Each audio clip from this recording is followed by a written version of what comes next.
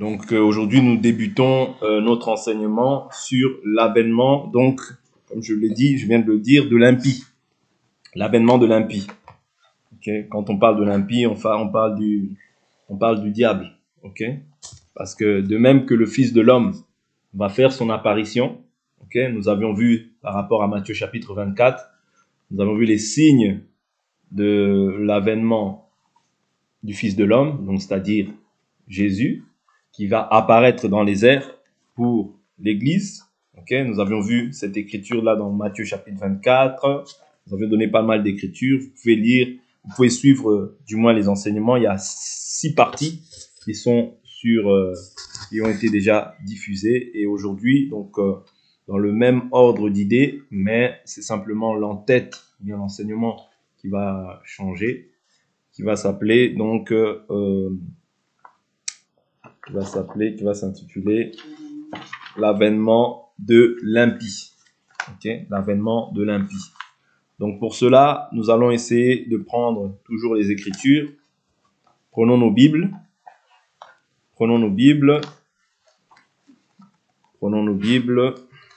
dans le livre de 2 Thessaloniciens, chapitre 2. 2 Thessaloniciens, chapitre 2.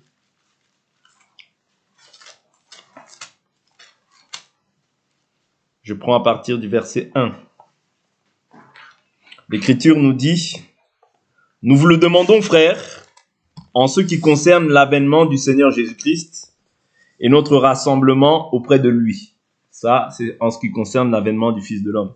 « Ne vous laissez pas promptement ébranler dans votre bon sens, ni alarmer par quelque inspiration, par quelque parole ou par quelque lettre qui nous serait attribuée, comme si le jour du Seigneur était déjà là. » Donc quand on parle du jour du Seigneur, on parle de quand le Seigneur va venir récupérer l'Église. Parce que le Seigneur, n'oubliez pas, nous a dit: « Je m'en vais vous préparer une place afin que là où je suis, vous y soyez aussi. » Vous comprenez? C'est-à-dire que tout chrétien, nous avions vu dans l'avènement du Fils de l'homme que c'est ça, ce à quoi nous devons aspirer.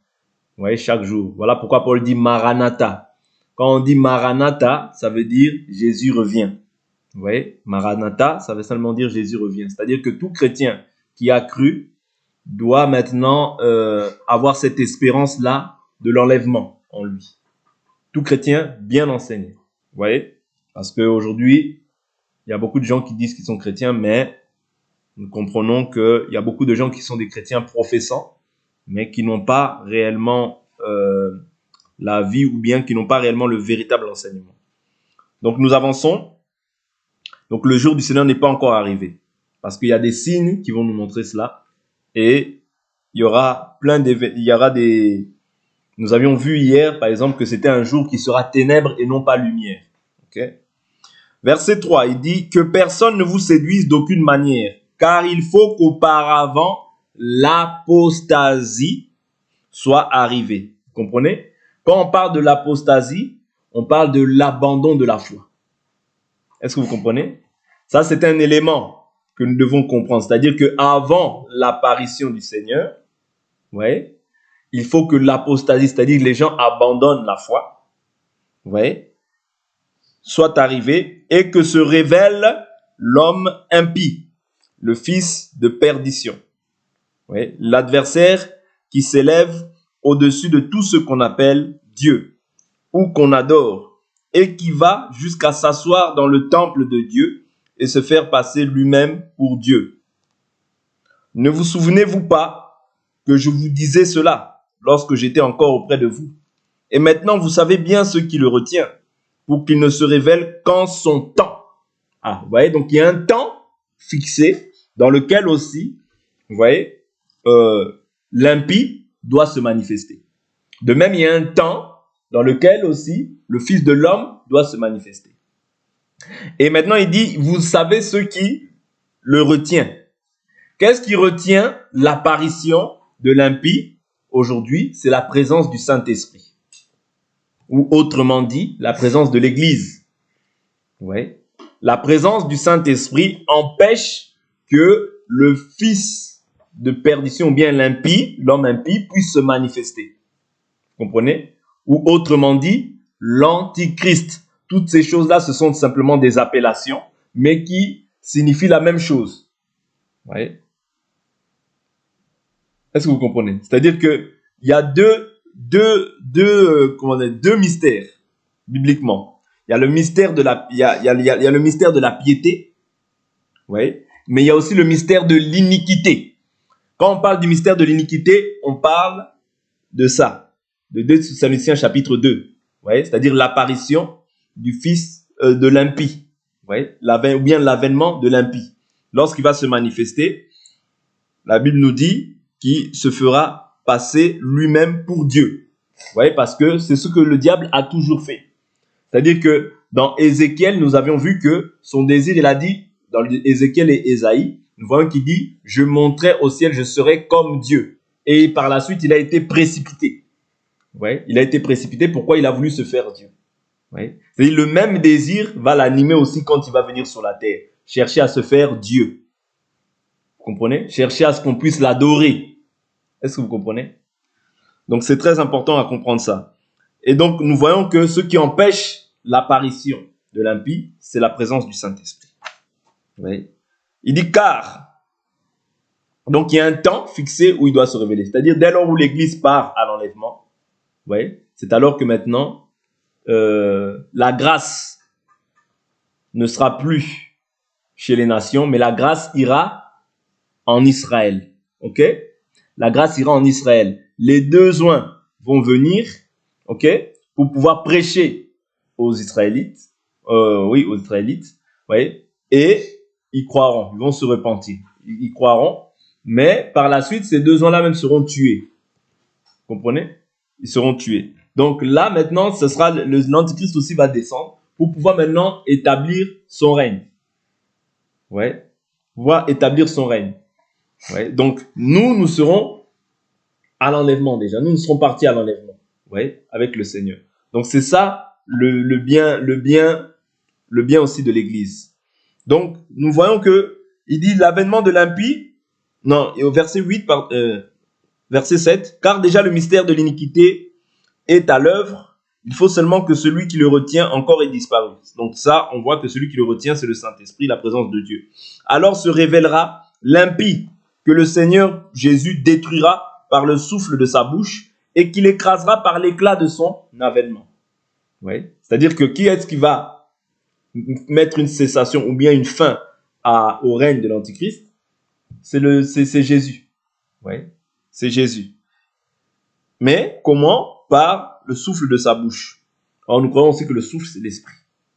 Okay? L'avènement de l'impie se produira par la puissance de Satan. Okay? Avec toutes sortes de miracles, de signes et des prodiges mensongers. Ouais. Donc, parce que il est menteur et père du mensonge. Quand il parle, c'est de son propre fond. Ouais. Voilà pourquoi je dis qu'un enfant de Dieu ne peut pas être séduit par les miracles, par les signes, par les prodiges. Même si tu vois le feu tomber du ciel, c'est pas ton problème.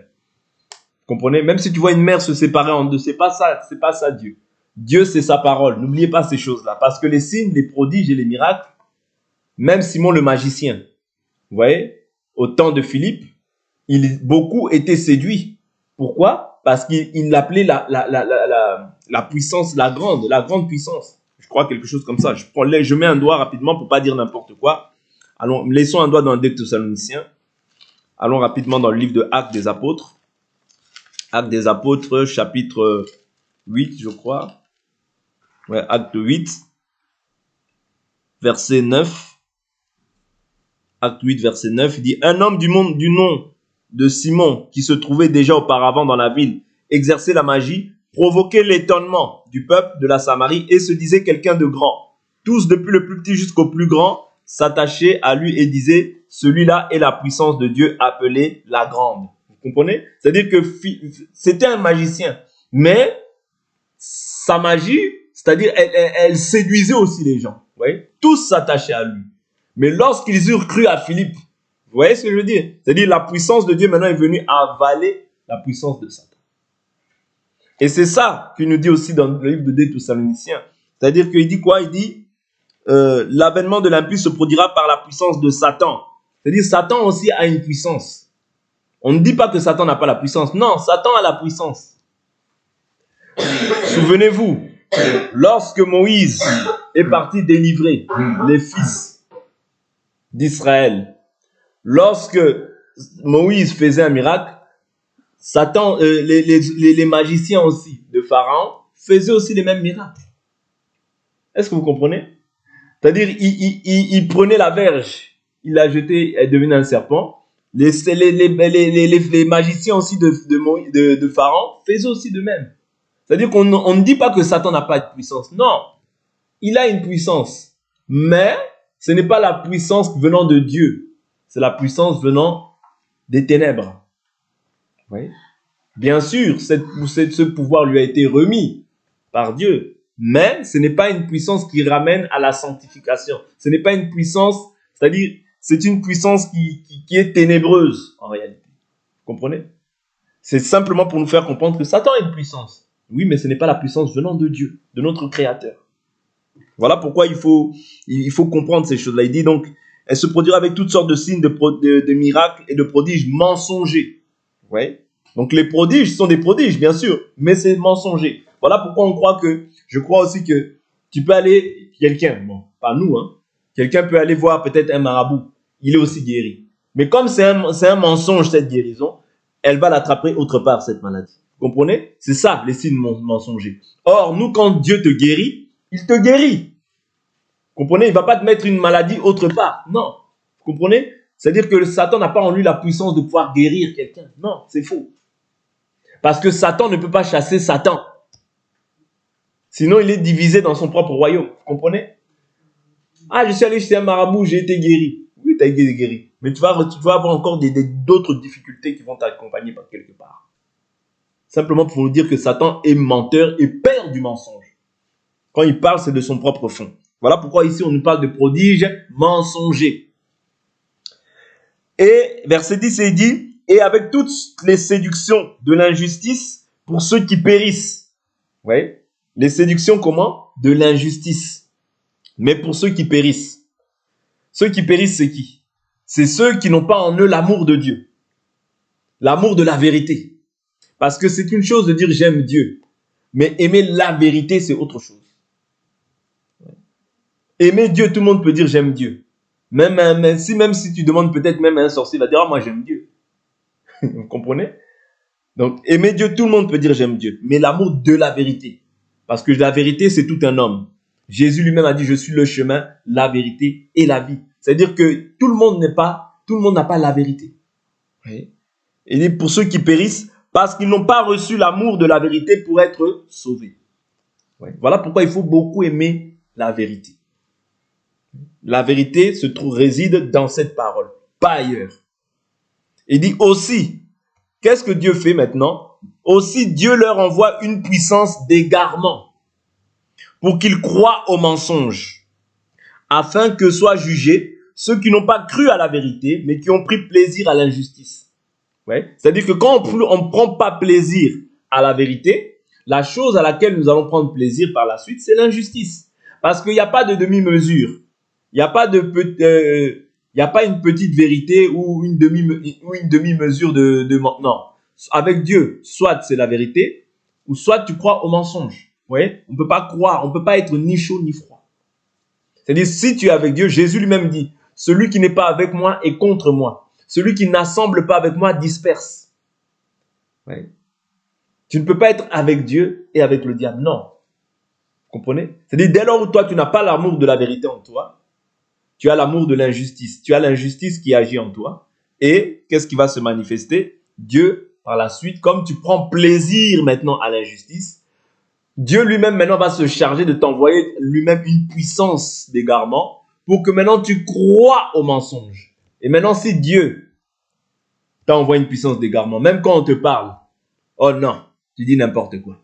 Oh non, tu dis n'importe quoi. Mais regarde ce que dit la Bible. Non, moi je ne crois pas. Regarde ce que dit la Bible. Non, moi je ne crois pas. Pourquoi? C'est Dieu lui-même qui s'est chargé de t'envoyer une puissance d'égarement pour que tu crois au mensonge. Vous comprenez?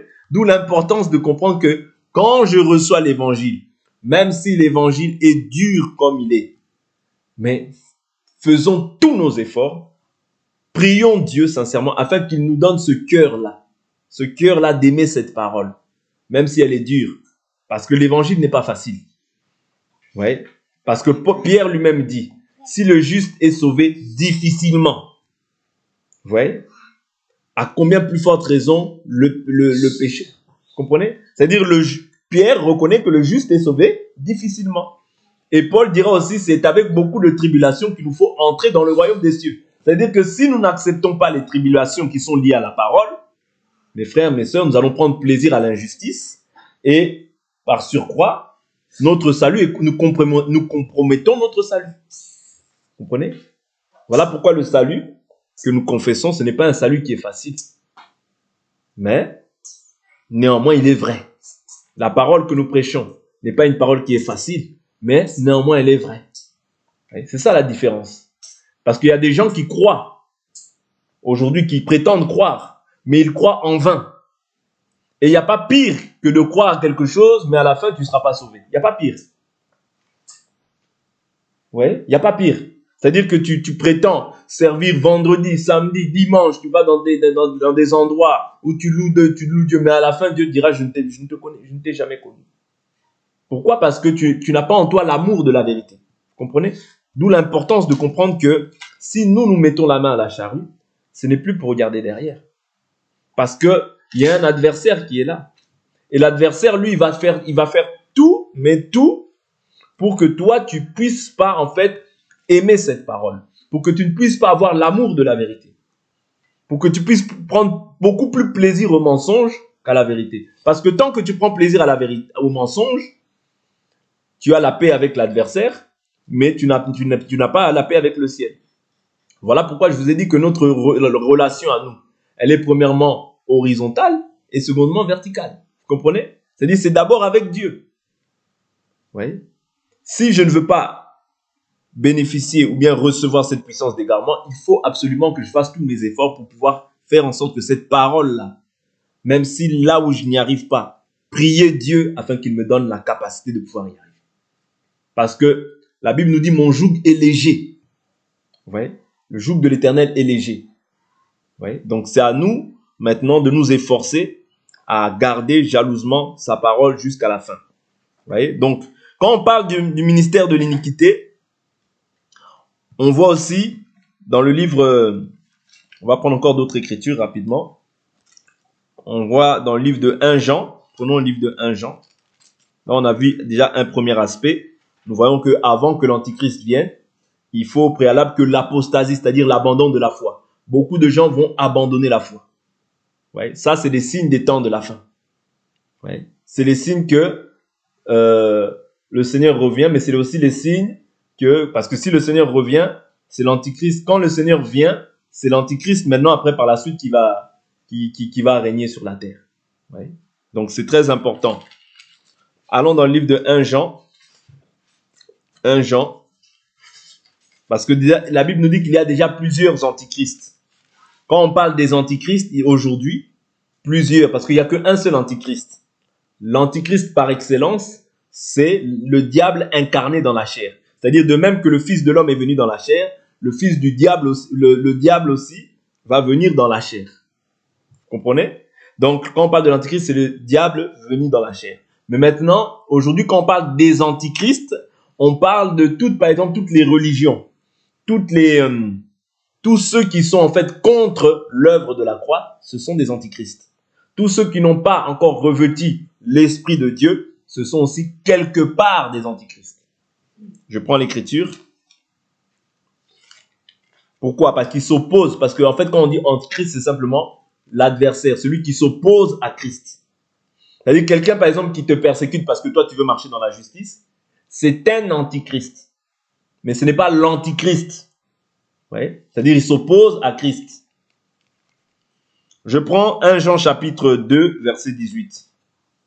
1 Jean 2, verset 18, l'Écriture dit « Jeunes enfants, c'est l'heure dernière, comme vous avez entendu qu'un antichrist venait. » Vous voyez? Là, il nous parle de ce qu'on a vu dans le livre de 2 Thessaloniciens, chapitre 2, verset 3 à 12.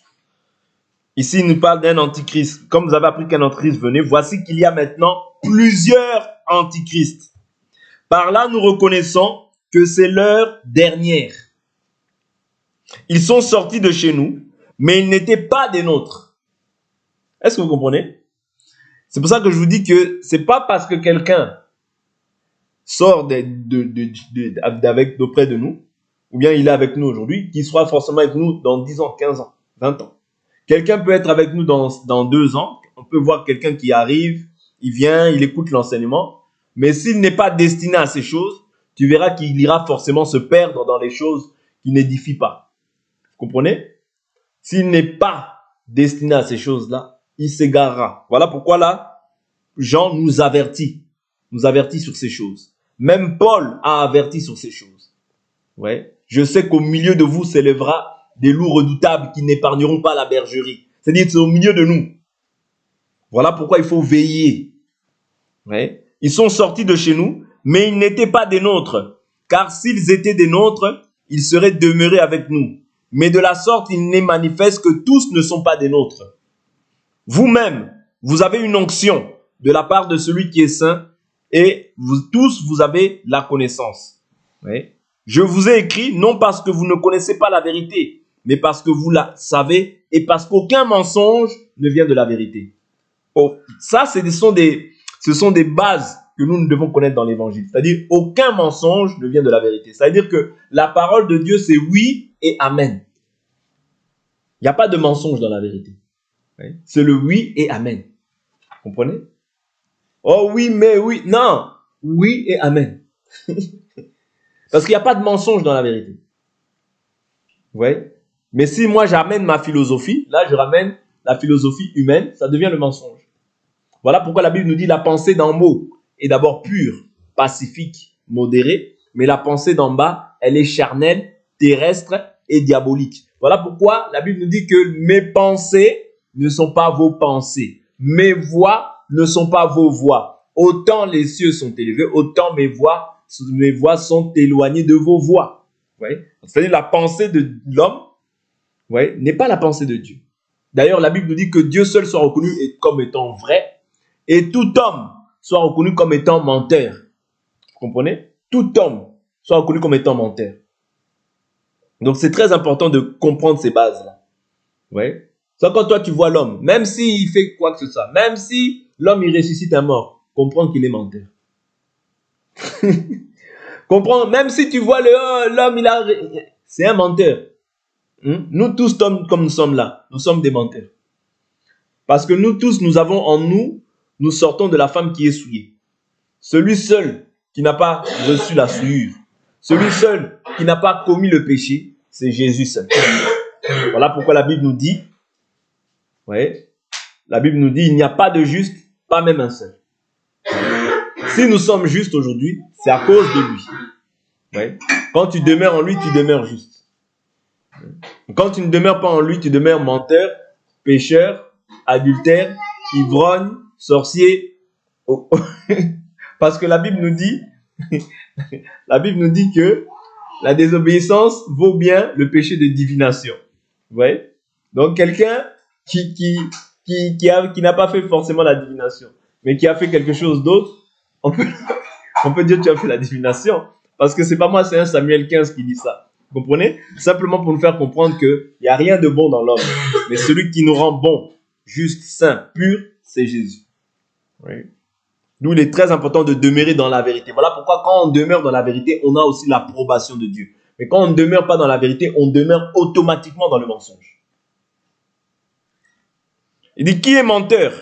Qui est le menteur? Sinon celui qui nie que Jésus est le Christ. Vous voyez, ça c'est un autre signe qui nous montre les antichrists. Quand quelqu'un nie ou qu'il ne reconnaît pas Jésus comme étant le Christ, c'est-à-dire Jésus comme étant Dieu, c'est un menteur, c'est un antichrist. Oui. Quelqu'un qui dit Jésus-Christ n'est pas Dieu, c'est un antichrist. C'est un antichrist. Celui-là est l'antichrist. C'est pas moi, hein? C'est la Bible qui dit. Celui-là est l'antichrist. Celui qui nie le Père et le Fils. Quiconque nie le Fils n'a pas non plus le Père. Celui qui confesse le Fils a aussi le Père. voyez, voilà pourquoi je vous dis que beaucoup de religions aujourd'hui, ils te diront toujours, Jésus, c'est le Fils de Dieu, mais il n'est pas Dieu. Comprends directement que c'est une religion antichrist. Ne cherche pas à me dire, la Bible dit, comprends directement que ces religions-là, ce sont des religions antichrist. C'est ça que le diable essaye de faire. C'est-à-dire, le diable va créer maintenant beaucoup de religions.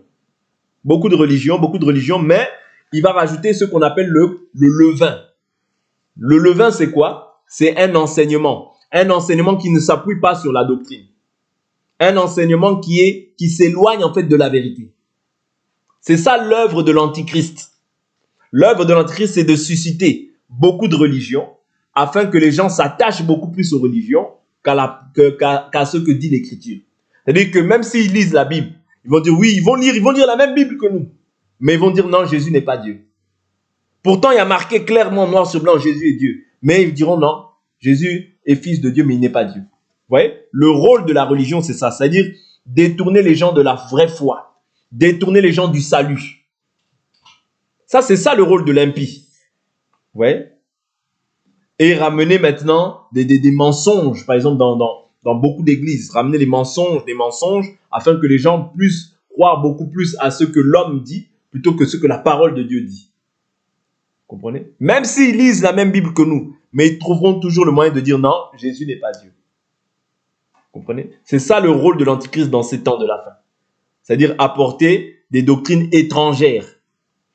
Voilà, c'est comme ça que sont nées les religions. Mormons, témoins de Jéhovah, catholiques, tout ça, protestants, tout ça. C'est pas de Dieu toutes ces choses-là. Ouais. C'est pas de Dieu parce que Dieu n'a pas créé ces choses-là. Dieu a dit allez faites de toutes les nations mes disciples. Mais le diable maintenant quand il vient, qu'est-ce qu'il fait? C'est ce que Jean dit ici. Ils sont sortis de chez nous, mais ils n'étaient pas des nôtres. Ouais. Ils sortent de chez nous, ils prennent notre enseignement pour pouvoir maintenant aller créer leurs choses à eux. Ils rajoutent leurs choses à eux.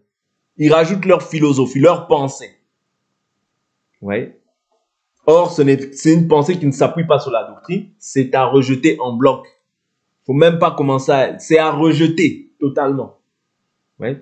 Parce que quand toi tu rejettes, tu te gardes pur. Mais quand tu embrasses ces choses-là, tu te souilles. Et la Bible nous dit, dans le livre de 3 Jean, dans le livre de 2 Jean, si quelqu'un n'apporte pas cette doctrine, ne lui dites pas salut. Parce que celui qui dit salut, il participe à ses mauvaises œuvres. Vous comprenez? C'est-à-dire celui qui veut pécher, qui pêche seul. Ouais, qui pêche seul. Mais il ne doit pas te faire participer. Si par exemple, nous connaissons quelqu'un, moi je connais quelqu'un qui avait bien commencé, mais qui aujourd'hui croit que l'homme peut avoir plusieurs femmes. Vous comprenez? Il y a des gens comme ça aujourd'hui. Il y a cette doctrine-là qui est en train de se former. C'est-à-dire c'est quelqu'un qui a bien commencé, mais qui s'est égaré loin de la vérité. Vous voyez?